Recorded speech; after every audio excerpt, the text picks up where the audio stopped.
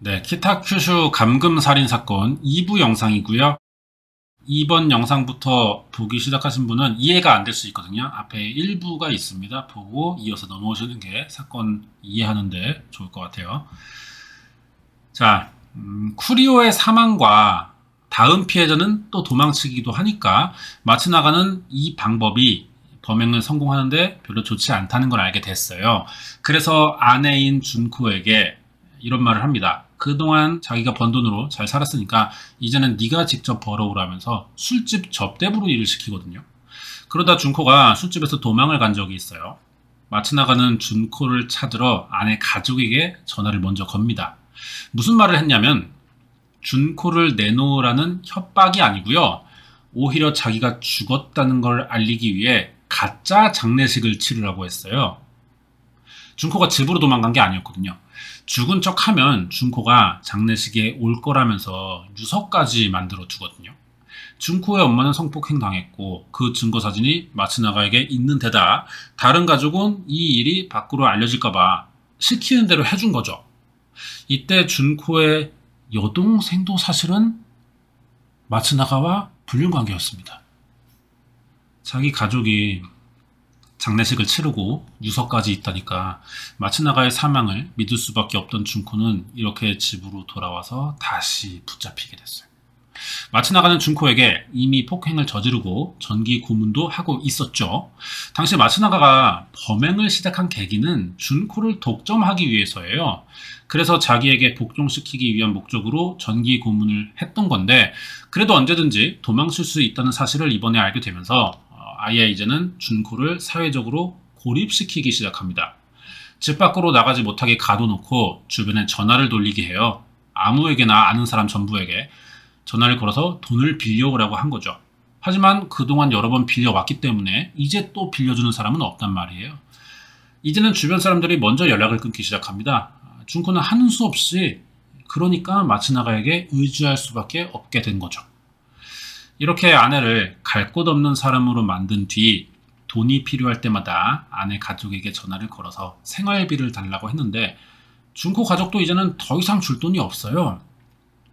돈이 없다고 마츠나가가 포기할 인간은 또 아니거든요. 그러면 또 준코의 엄마를 성폭행했고 나중엔 준코가 쿠미오를 살해했다는 거짓말까지 합니다.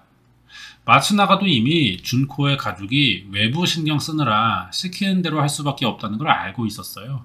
그래서 장인에게 쿠미오의 시신을 처리하다 막힌 하수구의 배관을 갈아달라는 부탁도 합니다. 이게 마츠나가의 또 다른 수법이거든요. 약점 잡아서 무리한 요구를 시키고요. 이걸 들어준 사람에게 더 큰 요구를 합니다. 약점이 더 큰 약점으로 변하게 되는 거죠. 딸의 살인 사실을 알리면서 하수구를 바꿔줬으니까 이제는 준코 아빠도 공범인 거예요. 이 사건에 등장하는 인물 관계도인데 여러 명 등장해서 이게 헷갈리기 쉽거든요. 이거 보면서 계속 들어야 좀 이해가 잘 될 겁니다.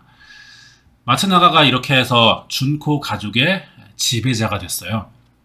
여기가 준코 가족이 살던 집이고 지금도 남아있다고 하거든요.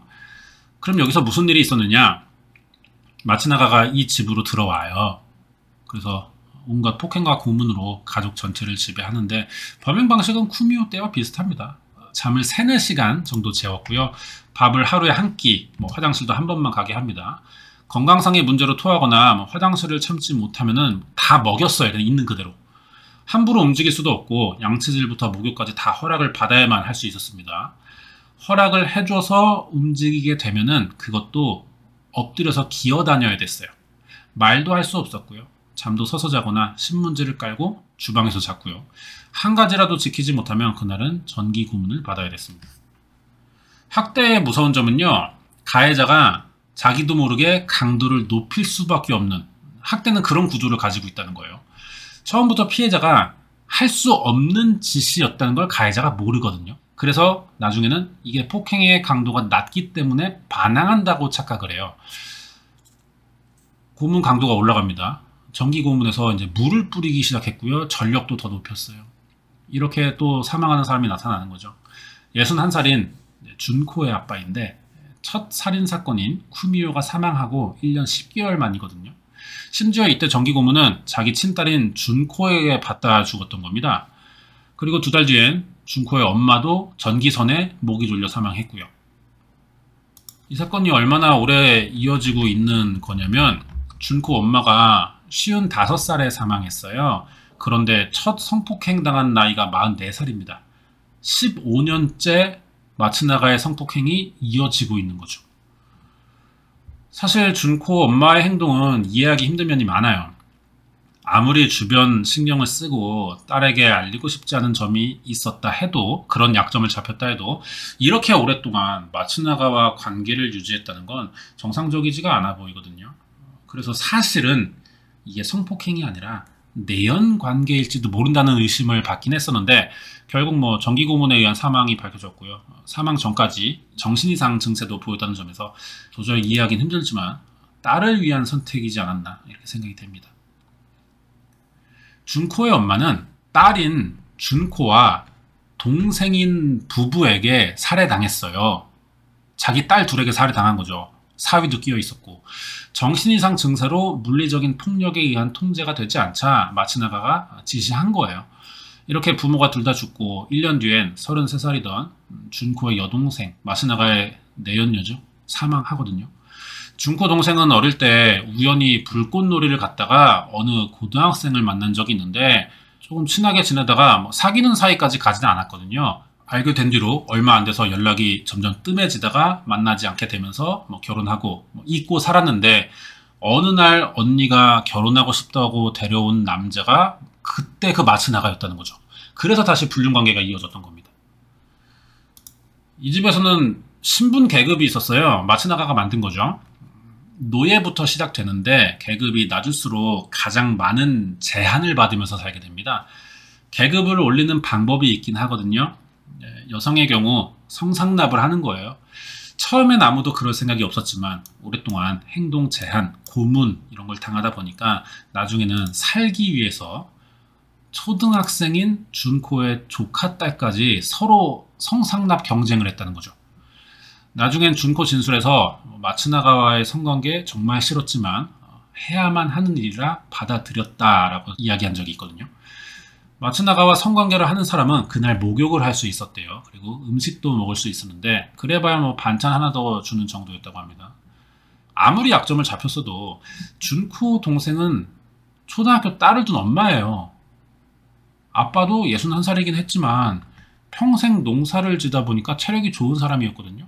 어떻게 여러 명이 마츠나가 한 사람에게 이 정도로 오랫동안 말도 안 되는 지배를 당했는지가 궁금해지죠. 마츠나가에겐 조력자가 있었습니다. 이 사람이 바로 준코 동생의 남편인 카즈야예요. 왼쪽 위에. 카즈야는 체격이 작지만 경찰 출신이거든요. 자기가 체격이 작아서 평소에 여자에게 인기가 없다는 생각을 항상 가지고 있었어요. 그러다 준코의 동생을 만나면서 경찰을 그만뒀고요. 그리고 뭘 했냐? 결혼하면서 장인이 농협에 일자리를 알아봐 줬습니다. 그러니까 이 사람은 어릴 때부터 기본적으로 자기 체격이 작아서 여성들에게 인기가 없다 이런 면에서 자신감이 떨어져 있었고, 그런데다가 경찰을 그만두고 농사나 진다는 데서 열등감을 많이 가지고 있는 사람이라는 거예요. 마츠나가가 이 점을 파고들기로 한 거죠. 자기가 카즈야 아내와 불륜관계고 결혼 전에 중절 수술도 한 적이 있다, 이 여자는. 이런 사실을 밝힙니다. 그리고 회사에 다니면서 또 다른 남자와 불륜을 저지르고 있다는 것도 말해준 거예요. 이 부분은 다 사실이거든요. 카즈야는 화가 났겠죠. 이 틈을 더 파고드는 마츠나가는 그동안 아내의 집안이 자기들을 무시하고 이용해왔던 거라면서 범행에 직접 가담하도록 구슬린 겁니다. 안 그래도 못 자고 못 먹고 고문당하면서 판단력이 흐려져 있는데 이런 말에 넘어가지 않을 수가 없는 거죠. 거기에 마츠나가는 카즈야의 아내와 성관계하는 장면을 직접 보여주기도 하면서 분노를 더 부추겼어요. 결국 마츠나가 말에 넘어가면서 장인과 장모의 고문을 도왔고 대신 돈을 뜯어내서 바치기도 하는데요. 아내 가족의 땅을 담보로 3천만 엔을 빌리는 보증인이 되기도 했습니다. 보증인이에요. 못 갚으면 자기가 갚아야 되는 건데도 자청해서 나섰다는 거죠. 마츠나가의 지시였다고 보이고요. 준코네 가족이 얼마나 이때 잘 살았냐면은 살던 동네의 3분의 1을 가지고 있던 분홍 집안이었어요. 이 땅 크기만 6,100평 정도 됐거든요.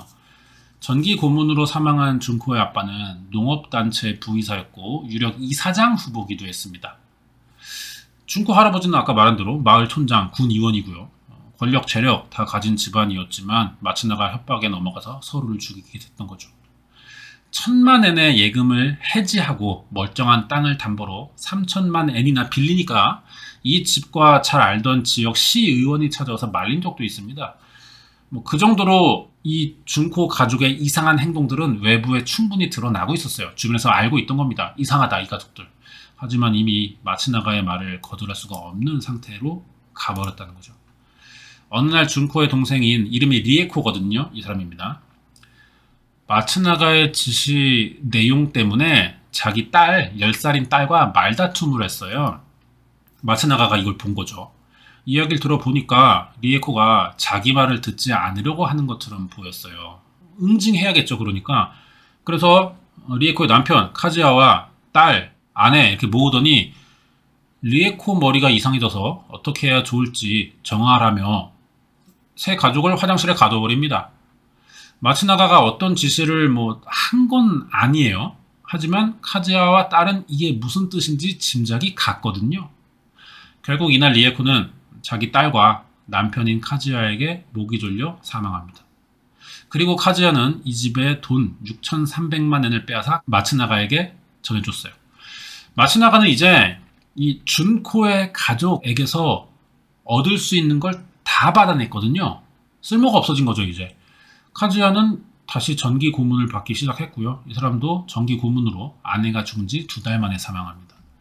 카즈야가 사망하고 40일 정도 지났어요. 리에코와 카즈야의 5살인 아들이 사망하거든요. 아이가 둘이었어요. 마츠나가는 아이가 어리지만 살아있으면 언젠가 부모의 복수를 하러 찾아올지 모른다면서 자기의 아내인 준코에게 살해를 지시한 겁니다. 그래서 아이의 친누나와 이모가 되는 준코가 목을 졸랐던 거죠. 리에코의 가족 중 이제 큰딸만 남았어요. 더 이상 쓸모는 없고 살려둘 수도 없으니까 이 아이까지 죽이기로 했거든요. 이번엔 새로운 방법을 사용합니다. 아이가 스스로 죽고 싶다는 생각을 하게 계속 타이르고요. 세뇌를 시켰다는 거예요. 마츠나가는 준코의 집안 사람들을 죽이는데 계속 직계 가족들을 이용해왔죠. 하지만 더 이상 그럴 사람은 남아있지 않은 거예요. 그래서 또 다른 데리고 있던 사람을 이용하는데 이게 누구냐? 첫 살인으로 수사 당시 유력하게 추정됐던 쿠미오의 딸입니다. 그동안 계속 데리고 있었거든요. 리에코와 카즈야의 딸과는 전혀 관계가 없는 사람이라 경계심을 좀 가질 수도 있겠죠. 그래서 범행 성공을 위해 미리 좀 세뇌 작업을 했던 것 같아요. 결국 준코와 쿠미오 딸에게 목이 졸려 사망하는데 그 전까지 전기 고문을 30분 이상 받았다 그래요. 그래서 사망 원인을 정확히 질식사인지 감전사인지 알아볼 수는 없는 상태고 이렇게 해서 죽었어요. 준코를 뺀 나머지 가족이 6개월 만에 다 사망하게 된 겁니다. 그럼 다들 서로가 살인을 한 공범이죠. 그럼 어떻게 사건이 알려질 수 있었냐는 거예요. 2002년에 쿠미오의 딸이 도망쳤어요. 그리고 경찰에 신고하면서 사건의 정황이 드러났던 거죠. 1994년에 쿠미오가 사망했으니까 이때 이후 8년간 범행이 이어진 겁니다. 10살의 아빠랑 같이 감금돼서 아이가 17살에 탈출한 거죠. 그럼 쿠미오의 딸은 어떻게 탈출할 수 있었냐? 미성년자라 지금 본명이 알려져 있지는 않거든요. 사건을 보도하면서 사월이라고 기자들이 가명을 붙였는데 일단 마츠나가의 피해자들은 같이 살면서 외출도 다들 했고요. 회사도 다닌 적이 있어요. 하지만 약점을 잡혔으니까 밖에 나가 있다가도 마츠나가가 있는 집으로 돌아올 수밖에 없던 건데 사오리는 그동안 말을 좀 잘 듣는 편이었습니다. 그러니까 마츠나가도 그동안 자기에게 반항하거나 돌발 행동을 딱히 보이진 않았기 때문에 심하게 감시하지는 않고 있었거든요. 이 틈에 사오리가 할아버지 집으로 도망쳤던 거예요. 그동안 말을 잘 들었던 건 다 연기였습니다. 아빠인 쿠미오가 죽을 때 딸이 10살이었거든요. 자기 손으로 아빠를 고문했지만 너무 어릴 때라 상황 인지가 되지 않았었는데 막상 아빠가 죽자 이제는 정신을 차리고 이 상황을 객관적으로 볼 수 있게 됐던 거죠. 그래서 자기가 아빠 시신을 처리하겠다고 나선 것도 탈출 기회를 사실 노렸던 거예요. 밖을 나갈 수 있으니까. 사오리는 탈출하고 아르바이트도 하거나 건강보험에도 가입했습니다. 좀 정상적인 생활을 시작해 보려고 했는데 15일 만에 마츠나가가 어떻게 알고 찾아왔어요? 위치를 어떻게 알았냐? 이 와중에 죽은 쿠미오의 누나와 마츠나가가 불륜 관계였거든요. 지금 큰엄마가 조카 위치를 알려준 거예요. 마츠나가는 의외로 쿠미오의 딸을 죽이진 않았어요. 이유가 뭐 밝혀진 건 아니지만 여성으로서 마음에 들었거나 아니면 자기 아내에게 했던 것처럼 돈을 벌어오게 시킬 생각이었거나 아니면 자기도 자식이 있으니까 좀 집안일을 해줄 사람이 필요했겠죠. 하지만 20일 만에 사오리가 다시 할아버지 집에 전화를 겁니다. 그래서 감금된 곳의 위치를 알렸고요. 할아버지의 신고로 경찰이 마츠나가와 준코를 찾아올 수 있었어요. 이렇게 체포되면서 키타큐슈 감금살인 사건이 끝나게 된 겁니다. 처음에는 둘 다 혐의 인정하지 않았거든요. 피해자들이 죽은 지 4년이 지나서 경찰들도 단서를 찾기 어려웠고요. 사오리의 증언으로 사건을 수사하는 수밖에 없었는데 여기서 혐의를 인정할 수 있는 건 자기가 아빠인 쿠미오를 살해했다는 이 이야기밖에 없는 거예요. 진술 들어보니까. 이게 마츠나가나 준코가 진짜 범인이라는 증명이 되진 못하거든요. 그런데 여기서 갑자기 마츠나가 아내인 준코가 배신을 합니다. 그동안 남편의 지시로 7명을 죽였다는 사실을 자백해버린 거예요. 20년 만에 마츠나가를 벗어난 순간이었던 거죠. 사실관계 증명서나 시신 훼손에 쓰인 흉기, 이거 구매했던 영수증, 주변 사람들의 증언까지 확보하면서 기소가 됐고 재판이 열릴 수 있었어요. 재판이 열리자 준코는 마츠나가의 협박으로 억울하게 공범이 될 수밖에 없었다는 주장을 했지만 이게 사실이긴 하죠. 하지만 그렇다 해도 너무 많은 범행을 도왔어요. 살인과 정기고문 혐의를 벗어날 방법은 없었습니다. 마츠나가는 준코 가족 여자들의 질투로 이게 시작된 싸움일 뿐이고 자기는 이 사이에 낀 희생자라고 주장했거든요. 그러기엔 증거가 너무 많았기 때문에 마츠나가는 사형을 받았죠. 준코는 동생 부부인 리에코와 카즈야를 죽인 점이 인정됐어요. 하지만 마츠나가에게 오랫동안 감금되면서 정상적인 정신상태가 아니었다는 점과 수사에 협조하면서 범행을 반성한다는 점이 참작됩니다. 무기징역 나왔거든요. 검사는 마츠나가가 사형도 가볍다면서 항소를 했어요. 사실 그 이상의 형벌은 없는데 항소를 굳이 했다는 거는 범행이 다 인정되지 않았기 때문인 것 같습니다. 드러난 정황 다 입증시키겠다 이런 생각이었던 것 같아요. 하지만 재판부 입장에서는 사형 나온 이상 더 이상의 판결은 무의미하다고 생각해서 기각했고요. 지금도 마츠나가 후토시는 구치소에서 사형수로 대기 중이에요. 그리고 아내죠. 오가타 준코는 교도소에서 복역 중입니다. 대법원까지 가서 나온 판결이라 다시 항소할 수도 없고요. 감형될 가능성도 이제는 없고요. 밖으로 나오려면 교도소에서 모범수로 뽑히는 수밖에 없는데 연쇄살인범이니까 그럴 일은 없을 겁니다. 사건을 알린 건 쿠미오의 딸이죠. 사오리도 공범이긴 해요. 하지만 준코와 다르게 이게 강요에 의한 살인이었다는 게 참작됐어요. 처벌받지 않았습니다. 17살이었으니까 소년법 적용을 받은 건지 처벌 없이 풀려났고요. 오히려 피해자에게 주는 배상금을 받았어요. 범죄 피해자 신원보호를 강하게 보장해주는 나라이기 때문에 지금 어디서 사는지 전혀 모르는 상태고요. 더 이상 알려진 게 없는 상태로 끝난 사건입니다. 키타큐슈 감금 살인 사건의 내용은 여기까지예요. 뒤에 관련된 이야기 좀 남아있고요. 끝까지 봐주시면 좋겠습니다. 이번 영상은 일본 최대 미스터리였던 키타큐슈 감금 살인 사건 발견했습니다. 사건에 관련된 이야기 하자면은 이게 잔인성을 떠나서 이해하기가 힘들잖아요. 피해자들이 애들만 있는 것도 아니고 대부분 성인이었는데도 범인이 여러 명도 아니죠. 왜 이렇게 오랫동안 한 명에게 당했냐는 거예요. 8, 90년대 사건이라 벌써 30년 전이죠. 지금은 다를 수도 있겠지만 그 당시에 남의 시선을 유독 좀 신경 쓰는 일본이란 나라의 정서상 당장의 피해를 입는 것보다 이 피해 사실을 외부로 알려야 한다는 게 더 부담됐을 수가 있어요. 그래서 지금 몇 번 참으면서 넘어가다 보니까 약점을 잡히면서 더 끌려다닐 수밖에 없던 것 같고, 마츠나가의 범행 수법이 이게 좀 사이비 종교적 특징을 가진 것처럼 보이기도 하거든요. 준코 가족들의 교주가 된 거예요, 마츠나가가. 폭행, 고문, 안 재우고 안 먹이는 방식 이런 걸로 판단력 흐리게 하면서 자기를 의지할 수밖에 없는 상황으로 몰고 가거나, 아니면 서로를 죽이게 하면서 죄책감을 싣는 거죠.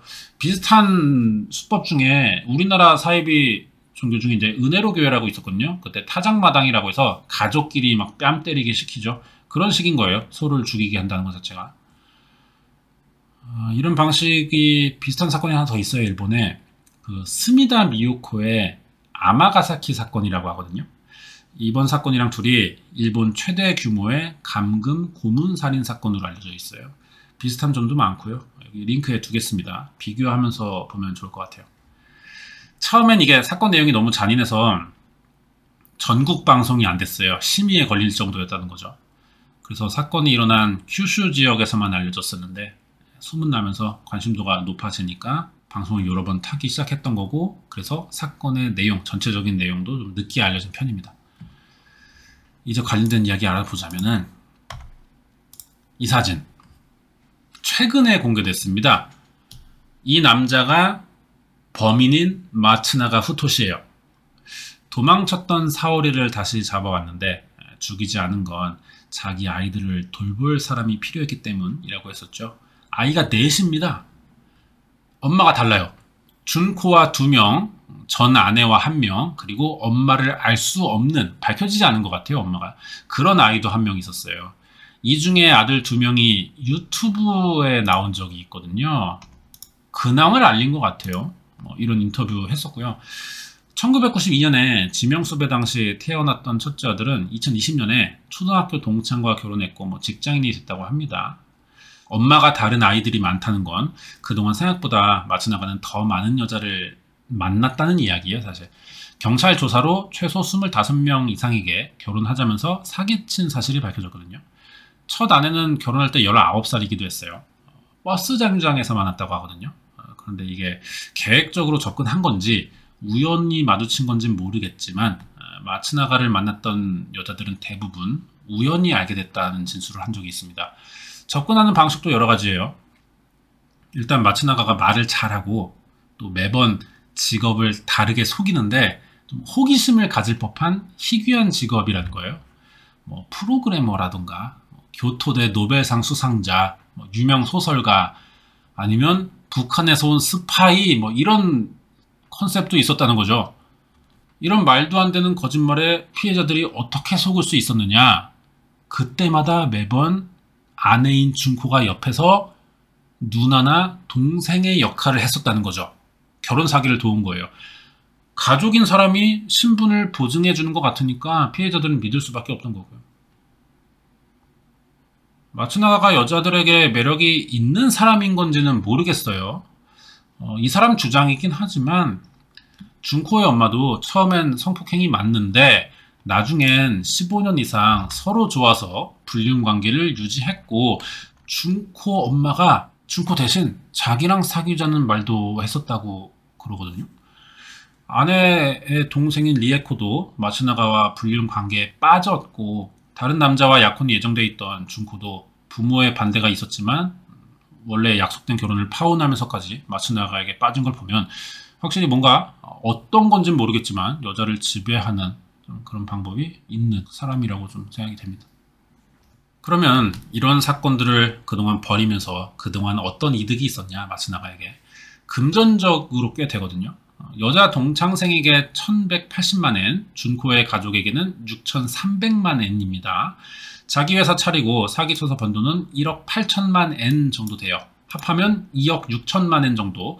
우리 돈으로 26억이 넘는 돈이라는 거죠. 이 돈의 행방은 그런데 알 수가 없다 그래요. 찾아봐도 갈취했다라는 표현까지만 나오고요. 도박이라던가 불법 약물 이런 내용이 없는 걸 봐서는 주변에 따를 수밖에 없는 이런 여자들도 꽤 만들어 뒀으니까 이 돈으로 놀면서 왕처럼 살았던 건 아닌가, 이렇게 봐야 될 것 같습니다. 여기까지예요.